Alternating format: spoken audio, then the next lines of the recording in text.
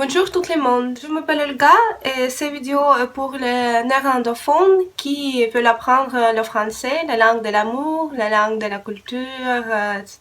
etc. C'est vraiment une belle langue.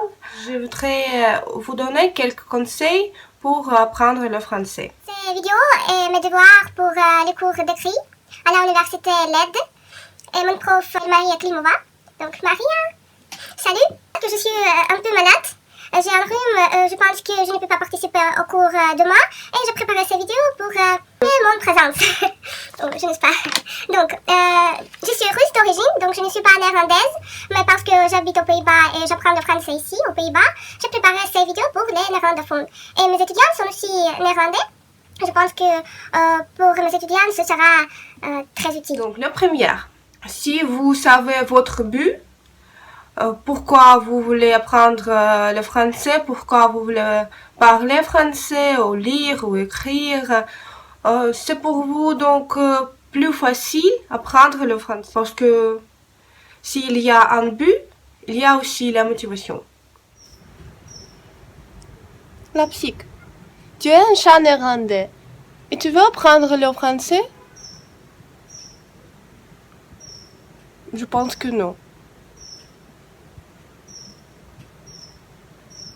Je pense que c'est aussi nécessaire d'acheter un dictionnaire du français pour les étrangers. Et moi, j'ai acheté le petit Robert Micro. C'est un dictionnaire du français et c'est seulement en français. Donc pas anglais, pas néerlandais, pas russe. Bon, c'était vraiment difficile pour moi. Mais maintenant, j'utilise presque toujours seulement les dictionnaires français. Donc, le petit Robert Micro. Et ici, il y a tous les mots en français. Par exemple, dépendre. Dépendre. Il y a une transcription, c'est verbe, et c'est verbe transitif. Il y a toutes les significations. Il y a aussi l'exemple, etc. C'est vraiment très utile d'utiliser un dictionnaire français. Bon courage! Mais après votre achat, n'oubliez pas d'utiliser ces dictionnaires. Utilisez ce petit Robert. Petit Robert. J'ai aussi une question. Voulez-vous apprendre presque 1000 de mots français pendant 1 minute? Je pense que oui. Oui. Vous voulez? C'est vraiment très facile. Vous devez seulement faire une comparaison. Par exemple, en néerlandais, des révolutions. En français, la révolution. En néerlandais, une conclusion. En français, une conclusion. Vous avez déjà remarqué que le suffixe sion, yon, est devenu néerlandais que tsi. Révolution, qu'est-ce qu'encore? Je ne sais pas. Prostitutie, présentation, prostitutie, présentation, prostitution, présentation, etc., etc.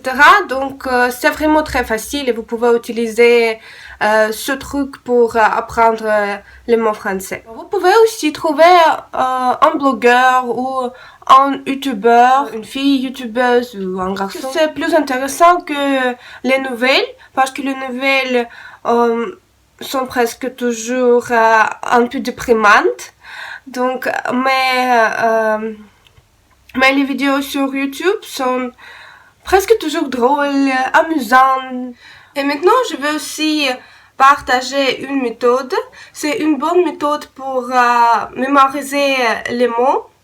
D'abord, je voudrais remercier Gayene. Gayene, c'est une fille qui habite en Ukraine et il fait beaucoup de vidéos pour les russophones qui apprennent le français. Maintenant, je peux partager ces méthodes ici aux Pays-Bas et c'est vraiment magnifique. Merci beaucoup Gayene. La méthode.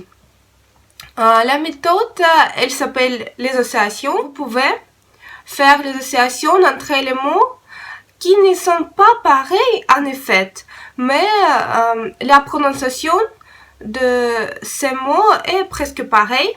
Par exemple, un poisson, c'est un fils. Mais un poison, c'est un rift. Et il y a aussi une boisson. Une boisson signifie een drankje.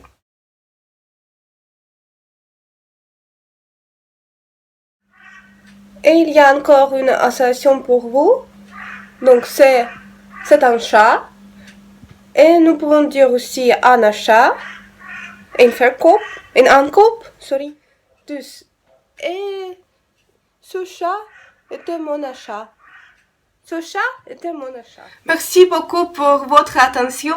C'était mon première vidéo en français et je suis vraiment très émue. Bon courage. Au revoir.